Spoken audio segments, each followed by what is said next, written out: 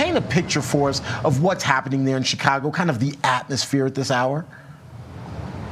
Well, I mean, generally, average person doesn't really know what's going on. Most people go to work. You see that, the commute behind me, the Friday afternoon commute's getting started.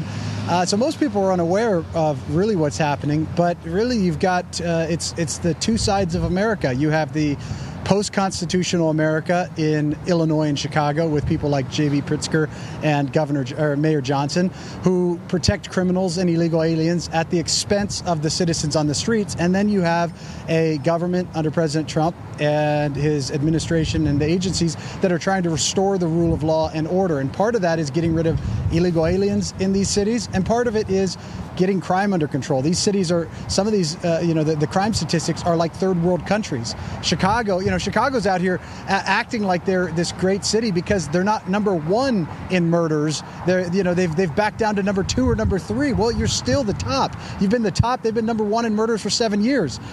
And you've got people like J.B. Pritzker saying President Trump and the National Guard and ICE and Border Patrol are the problem, when in reality it's their own policies of not incarcerating, not prosecuting criminals, allowing them this zero bail, all the rest of it. It's liberal policies that just don't work. And Ben, to your point, all of these Democrat-run cities, if they just follow the blueprint that President Trump laid out in Washington, D.C., all right, you don't want federal troops there? Well, the blueprint still remains in terms of getting bodies on the street and helping to prevent crime. Yeah, it's very, very simple. You want to stop crime in your city, you prosecute, you have consequences. It's the same thing in talking to Border Patrol and ICE. I was just with the chief of San Diego sector of Border Patrol, and he said, and every single person that I've spoke to in ICE and Border Patrol, I said, what's the biggest change between President Trump and Joe Biden?